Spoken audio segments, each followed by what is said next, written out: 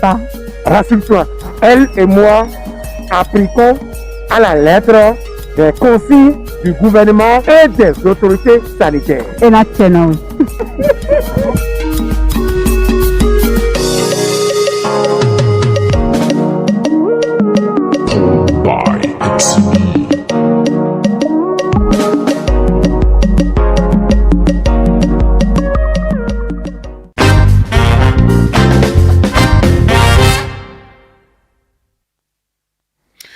Et nous nous retrouvons ce vendredi matin pour la causerie. Nos invités sont là.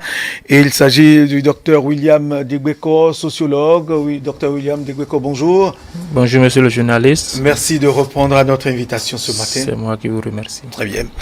Et vous serez en face du métaphysicien Amoussa Raimi qui revient, toujours présent les vendredis, toujours avec nous sur la causerie. Bonjour, monsieur Amoussa Raimi. Bonjour, mon frère. Voilà.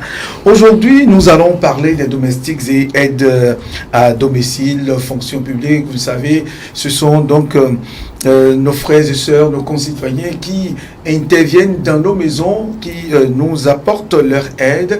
Que sont-ils véritablement? Quelle est la portée de leur action, de leur présence dans nos maisons? Sont-ils ou sont-elles nécessaires? Et quel traitement leur est réservé? Ce sont là autant de questions que nous nous posons. Je m'en vais demander tout de suite au sociologue ici présent, Dr William Degbeko, comment pouvons-nous appeler ou définir autrement ces personnes qui interviennent dans nos maisons, qui viennent nous aider autrement, ces domestiques et aides à domicile? Oui, nous pouvons dire que les domestiques, c'est des personnes qui viennent assister les ménages dans l'accomplissement d'un certain nombre de tâches que le couple, les membres de la femme, du ménage ne peuvent pas habituellement faire. Donc, on demande l'assistance d'une tierce personne qui vient aider à réaliser telle ou telle tâche domestique. Surtout lorsque les parents ne sont pas là, papa n'est pas là, maman n'est pas là, ou les enfants sont à l'école. Donc, tout ce qu'il faut faire avant l'arrivée des parents, avant l'arrivée des enfants, pour qu'il y ait l'harmonie dans le couple, dans le ménage, c'est eux qui assurent ça.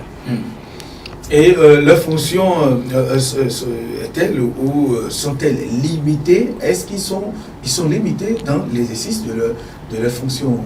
Ça dépend du couple qui les accueille ou qui les invite ou qui les recrute.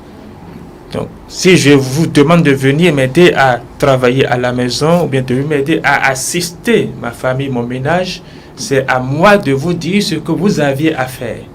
Et vous faites dans les limites de mes ordres, de mes prescriptions. Maintenant, si vous outrepassez ces limites-là, je suis appelé normalement à vous ramener à l'ordre. Donc, les domestiques ou ceux qui accompagnent les ménages dans le plan d'un certain nombre de tâches ne sont pas libres dans les ménages de faire tout ce qu'ils veulent. Ils font ce que les parents leur demandent de faire, c'est-à-dire les membres du ménage, notamment le père et la mère. Très bien. Je reste toujours avec vous, docteur Degbeko, pour vous demander si on doit tenir compte des leviers sociologiques sur lesquels on doit actionner une domestique ou une aide à domicile, normalement, au regard de tout ce qu'on vit aujourd'hui, quel doit être leur travail au sein, dans la maison, en tout cas dans le sphère de la maison? Dans les familles modernes où il y a les moyens, par exemple, je peux recruter un jardinier. Je peux recruter une ménagère qui va nettoyer, comment dit-on, les carreaux, tout ça là, s'occuper du ménage, de la propreté de la maison, du ménage. Je peux recruter un cuisinier ou une cuisinière qui s'occupe essentiellement des repas, etc. Selon que j'ai les moyens. Mais dans les ménages pauvres où il n'y a pas les moyens de recruter, il y a souvent les enfants de tierces personnes, d'un ami, d'un parent qu'on amène du village ou bien d'une personne qui est à côté, qui est en situation difficile, qui ne peut pas élever lui-même, qu'on amène et qui est hébergé et qui assiste dans diverses tâches. Ces tâches-là, je l'ai dit, ça dépend de l'objectif de celui qui amène. Amen. Mais au regard de ce que nous vivons aujourd'hui, qui sont ceux qui ont le plus besoin ou bien qui se font aider par ces domestiques Tout le monde, tous ceux qui ont une activité professionnelle qui les fait sortir de la maison ont besoin d'assistance à la maison. Donc, ils peuvent amener une ménagère, un enfant, ce que nous appelons communément bonne ou viromégon, pour les aider quand ils ne sont pas là. Et même quand ils sont là, la maman ne peut pas être à la cuisine et dire c'est elle-même qui va écraser le piment, c'est elle-même qui va découper l'oignon. Donc, les filles ou les viromégons sont là pour les aider, les assister dans ces tâches-là. Balayer la chambre, mettre de l'eau à la douche pour les parents s'ils le désirent. Si le désir. Donc, voilà, faire de petites courses, de petites missions. Voilà. Ok. Monsieur Moussa Raimi, vous êtes métaphysicien, père de famille, vous observez en tout cas tout ce qui se passe aujourd'hui. Est-ce que une domestique, une aide à domicile doivent être limitées dans le ou le fonction? Permettez avant toute chose, comme je vous l'ai toujours dit ici, je souhaite toujours représenter la métaphysique dahomienne sur le plateau. Chez nous, nous appelons la domestique Vido-Mengon. Vido-Mengon. Vido-Mengon qui n'est pas vu comme sous un aspect maltraitance. C'est pour vous dire quoi d'abord? L'idée de Vido-Mengon ne date pas d'aujourd'hui, c'est depuis la nation dahomienne.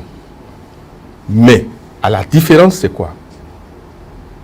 C'est lorsque, par exemple, vous êtes initié et que des initiables sont dans votre temple, on les envoie chez vous, le chef, un chef de culte, pour vous accompagner et dans le même temps, vous continuez à l'initier dans la divinité, mais qui vous a réuni. Il y a aussi l'autre aspect de ce que nous appelons lorsqu'une femme, par exemple, est en menstrue et qui ne doit pas préparer à certains types d'hommes, suivant le signe du phare. Cette période fait qu'on fait appel au Vido-Mengon. Il y a ce que nous appelons les notables qui ont droit aussi du fait qu'il y a, en ce temps, il y a la notion d'esclaves. Et donc, on met à leur disposition un certain nombre d'esclaves. Le roi aussi a ce droit jusqu'à aujourd'hui et sera toujours comme ça. Donc c'est d'abord le tableau ça. Maintenant, vous pouvez me reposer maintenant votre question. Très bien. Oui, maintenant, aujourd'hui, est-ce que je dirais, ces domestiques ou ces aides à domicile sont-ils ou sont-elles limitées dans là où leurs fonctions? Déjà, dans ce qu'ils viennent faire chez nous, doivent-ils ou doivent être limités? Ils ne peuvent qu'être limités. Ils n'ont pas la liberté totale. Sinon, ils ne seraient pas au service d'eux. Parce que la notion de service pose la notion d'inégalité déjà. Oui. C'est-à-dire, ce qu'ils doivent faire dans la maison, quand on parle de limite de leur fonction, de leur intervention. Si vous voulez comprendre toute notion, il faut voir dans la nature si ça existe. D'accord. Il y aura toujours des servants. Et il y aura toujours des chefs. C'est la loi. Il y aura toujours des servants et il y aura toujours des chefs. C'est pour vous dire quoi? Aujourd'hui, c'est lorsque on peut dire que c'est le fonctionnariat qui pose ce problème aujourd'hui surtout. Du fait de l'absence du père et de la mère. Et surtout de la fragmentation de la famille. Parce qu'avant, on n'avait pas besoin de domestique. Un oncle du village, une tante du village peut mettre à votre disposition son enfant. Donc, aujourd'hui, c'est un problème d'abord de gain, d'échange. Et c'est ça qui pose le problème même de la limitation, du fait que le gain est dedans. C'est l'argent qui fait qu'il y a cette limitation. Vous verrez qu'il y a une différence entre le domestique qui est payé et celui qui n'est pas payé. Il n'est pas payé. C'est là la circonférence à cerner. Très bien. Voilà. Alors, une domestique doit-il ou doit-elle préparer c'est-à-dire s'occuper de tout ce qui concerne la cuisine dans une maison, aller sur d'autres terrains, sur d'autres plans, intervenir sur d'autres points de la maison. C'est là la question que je pose. Le Dahoméen ne permet qu'un autre intervienne dans ce que nous appelons les outils de suivi que lorsqu'il y a serment. Je précise, lorsqu'il y a serment. Autrement dit, le nouveau adepte a contracté un serment dans le temple. Donc, le Dahoméen peut lui faire confiance pour préparer. On sait que s'il en fait le serment, les divinités l'attendent. Mais aujourd'hui, il y a une différence. Il n'y a pas de serment avant qu'on engage les domestiques. Et donc, l'homme intelligent ne doit pas permettre que le domestique aille aux additions alimentaires. Parce qu'il y a la notion d'infusion de l'esprit du préparateur. Qui est le domestique? Vous ne le savez pas toujours. Qui est derrière le corps physique du domestique? Vous ne le savez pas toujours. Et ça explique beaucoup de drames dans certaines familles aujourd'hui. Vous avez invité une domestique et c'est la sorcellerie qui est devenue l'esprit perturbateur dans la famille. Parce qu'on n'a pas questionné les êtres derrière le corps physique qu'on a invité. Cela pose le problème de l'identification spirituelle des êtres que nous invitons avant de leur faire confiance. Qu'ils pénètrent dans notre intimité. Parce qu'il y en a qui sont des espions qu'on envoie dans la nature pour manger. Il suffit que vous partagez le même repas avec un domestique, mais c'est un de ces liens ailleurs saura totalement ce que vous avez dans l'estomac. Par la loi d'osmose et d'alignement. Très bien. Merci, M. Amoussa Raimi. L'autre chose qui constitue véritablement un problème aujourd'hui, avant d'aborder la question de l'individu même, le personnage même de la domestique qui est avec nous, il s'agit du traitement qui leur est souvent réservé. Et dans la société aujourd'hui, d'aucuns considèrent leur fonction comme l'une des les plus reléguées au bas de l'échelle, non pas suffisamment considérées, alors qu'ils ou elles sont là, c'est elles qui s'occupent des enfants, on prépare à manger, on va au marché, on fait tout ce qui concerne la maison et pratiquement madame ou monsieur ou les enfants sont absents. Monsieur le sociologue, comment interprétez-vous ces différents aspects de la chose, ces différents questionnements? C'est une situation qui, dans la société, à mon avis, est normale. Normale en ce sens que celui qui place son enfant, c'est parce qu'il est dans une difficulté. Et il pense que vous êtes dans une situation meilleure que lui et que vous pouvez l'aider à prendre ça cet enfant. Et en même temps, l'enfant se forme pour la vie. Même s'il n'est pas forcément mis à l'école, même s'il n'est pas au début mis en apprentissage, il se forme quand même pour la vie. Donc, dans ce sens-là, le vidomégon ou l'enfant placé... Ou la domestique, pas forcément vidomégon, la domestique pour qui on paie. Oui, c'est devenu aujourd'hui une fonction. Oui, la domestique est traitée comme quelqu'un qui n'est pas du ménage dès le départ. Vous savez, nous sommes humains. Et les sentiments sont humains. Je ne peux pas traiter mon enfant de la même manière que l'enfant d'un tiers. Vous ne pouvez pas, même celui qui pense qu'il est le plus grand moraliste ne pourra pas le faire. Il pensera qu'il est en train de traiter de façon égalitaire, mais ce sera du mensonge. Il y aura toujours un petit déséquilibre là. Ce que son propre enfant va faire, et on ne va pas le frapper, tout de suite on frappera le domestique. Si la personne est mineure, bien sûr. Si la personne est majeure, on l'insulte ou on la renvoie. Oui. Voilà. Donc, des menaces. Des menaces où on la renvoie. Donc, c'est naturel et c'est inné à l'homme. Nous devons faire l'effort de nous contrôler, de contrôler nos sentiments et de jouer à l'équilibre, de traiter les vidéomégons de façon équitable en rapport avec nos enfants. Mais dans la plupart des ménages, cela ne se passe pas ainsi. Mais nous ne pouvons pas dire que c'est une discrimination forcément négative, parce que la situation du vidéomégon, si il fait bien ce qu'il doit faire dans le ménage d'accueil. Nous parlons aussi des domestiques. Des domestiques, parce oui. Que quand tout de suite vous parlez de vidéomégon, ça donne l'aspect de ces petits-enfants qui sont en deux. Je parle aussi des domestiques, ceux qui sont là et qu'on paye. Il y en a qu'on prend qu'on paye. On leur remet peut-être 10 000 francs, les parents prennent peut-être 15 000 francs au village. Voilà. Donc, on paye. Il y en a qu'on ne paye pas. Et il y en a dont on ne paye pas les parents. Tout contre. Dans tous les cas, nous sommes dans une situation où l'enfant placé ou le vidéomégon ou l'enfant qui est utilisé à la maison ne peut pas forcément bénéficier du même traitement que l'enfant légitime. Ça, il n'y a rien à faire. Il ne peut pas. Maintenant, il ne peut qu'être limité dans ce qu'il a à faire. Et je l'ai dit tout à l'heure, si un enfant, le parent qui l'embauche, qui le recrute ou bien qui l'amène, lui permet d'aller dresser son lit, si c'est maman qui va dresser le lit, il ne peut pas refuser. Il est obligé de le faire d'abord. Si papa revient et dit non, ne me le fais plus désormais, il va se retirer. Si maman dit va me faire la cuisine, il ne peut pas. Justement, ça pose un problème et c'est ça qui crée des situations dans des familles où la domestique est laissée, c'est-à-dire c'est elle qui a la charge de tout.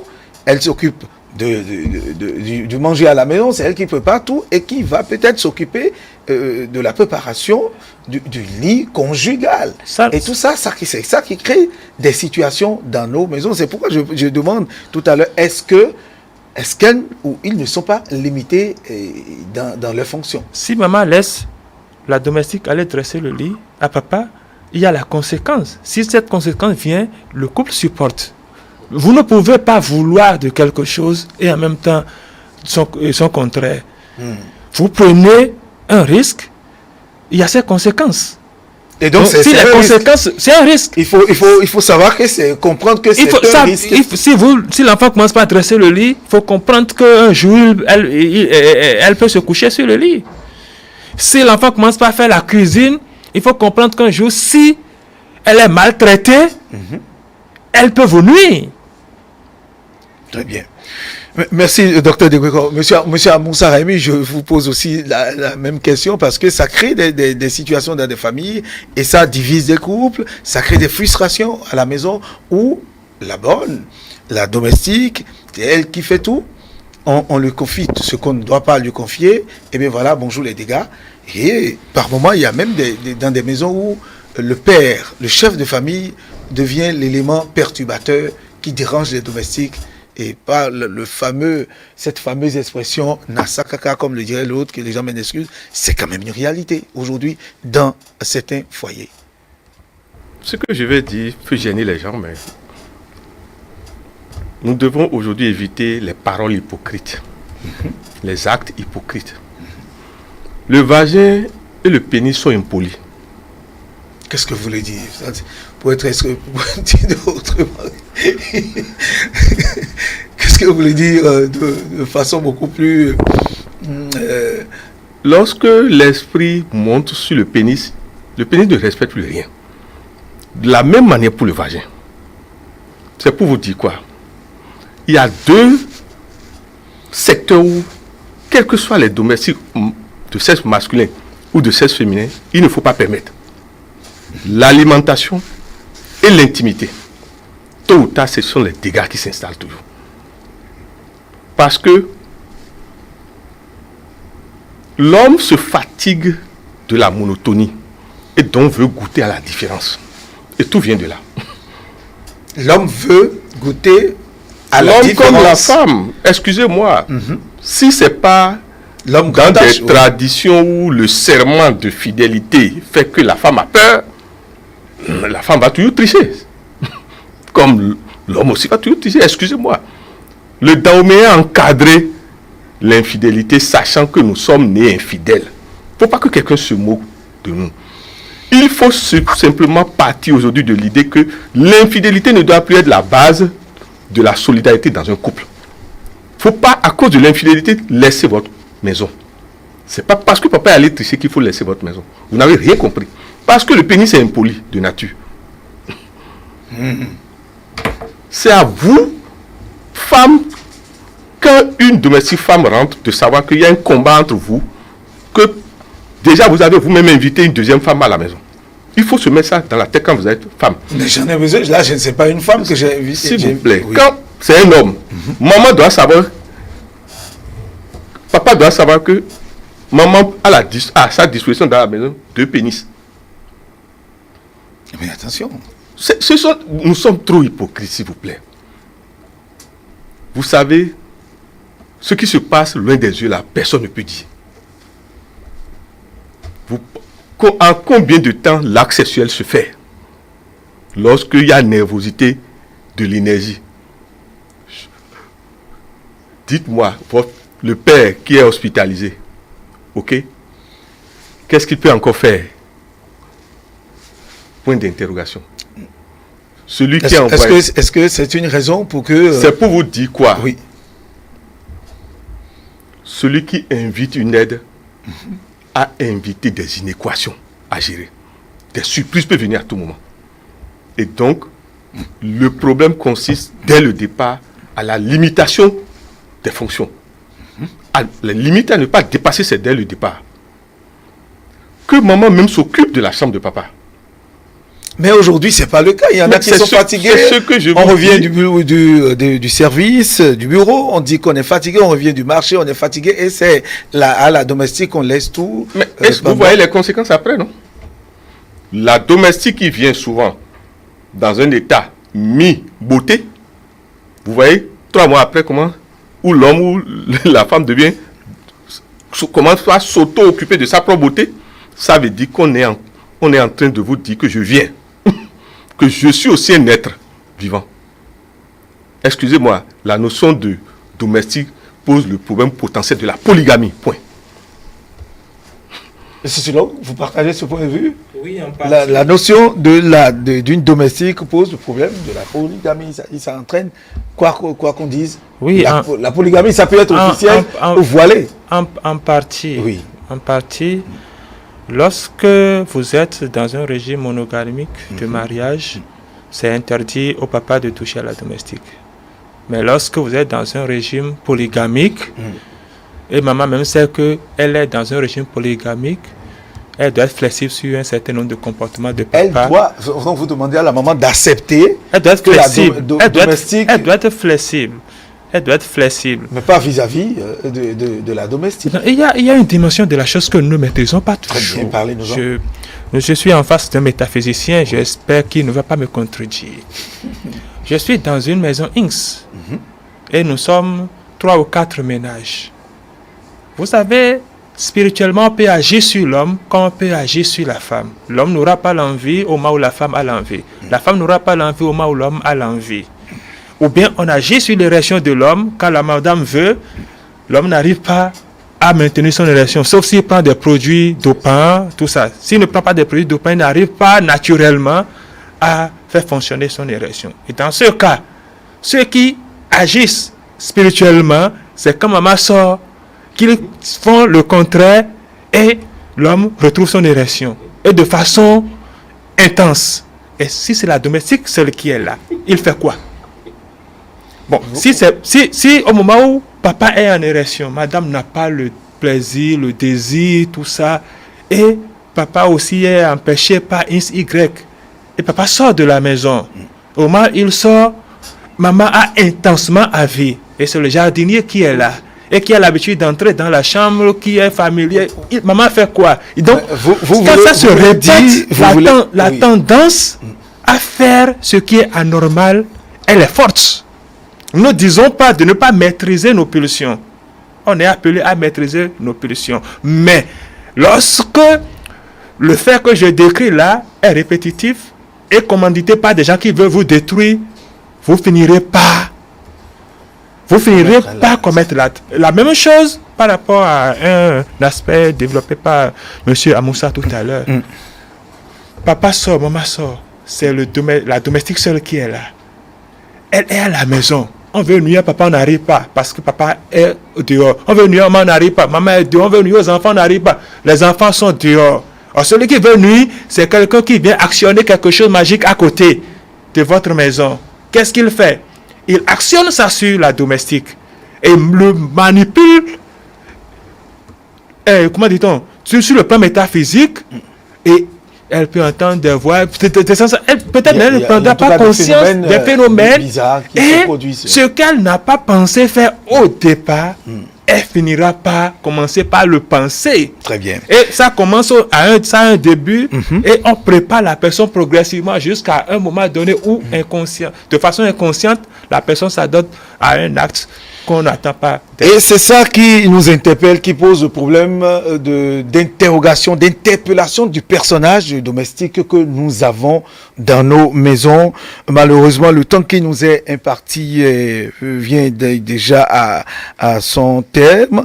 Et nous aurons le temps de revenir là-dessus, sur cette question d'interpellation. Comment interpeller le personnage qui est derrière cette ou ce domestique que nous avons, cette aide de maison que nous avons à notre disposition, parce que ça pose véritablement un problème social. Aujourd'hui, dans notre société, la fonction sociale donc de ces aides domestiques et aides de maison. Monsieur de Guécor, votre mot de fin très rapidement, Oui, des conseils que vous pouvez prodiguer. Nous demanderons aux parents, papa, maman, de ne pas laisser les domestiques faire tout à leur place. Nous leur demandons de maîtriser leurs pulsions. Et nous leur demandons aussi d'éduquer les domestiques comme leurs propres enfants. Si vous ne les éduquez pas comme vos propres enfants, oui. si vous ne leur donnez pas une certaine liberté pour qu'elles se sentent épanouies ou qu'ils se sentent épanouis chez vous, Merci. les dégâts vont suivre. Très bien. Monsieur Amsarami. C'est de nous rappeler à chacun de nous la vérité du karma et de la réincarnation. Très bien. Très rapidement. Aucun contact n'est du hasard. Aucun contact n'est du hasard. Théodule et sa femme ne sont pas ensemble pour rien. C'est une somme de suite. C'est ça. Liée aux vies passées et au karma, aux dettes que chacun de nous doit payer l'un à l'autre. La domestique ou le domestique n'est pas aussi rentré dans notre vie au hasard. C'est toujours des renouvellements de rencontres. Très bien. Ce que je vais demander, c'est que chaque obédience de foi éduque bien ses fidèles. Merci à vous. Chaque obédience de foi éduque bien ses fidèles. L'homme debout, l'homme intègre, est un homme de foi qui craint Dieu. Merci beaucoup. Monsieur Amsarami, merci à vous, chers invités. Dr William Degbeko, sociologue, et Monsieur Amsarami, métaphysicien. C'est avec vous qu'on a parlé ce matin des domestiques et aides à domicile, leurs fonctions sociales. Nous y reviendrons avec la présence, bien sûr, d'une femme qui pourra nous dire ce qui se passe, comment elles vivent toutes ces questions. Merci, merci, chers téléspectateurs, de nous avoir suivis. Très bonne journée à vous tous. Très bonne suite des programmes sur ETélé, la télé de l'excellence. Bonjour et à tout à l'heure.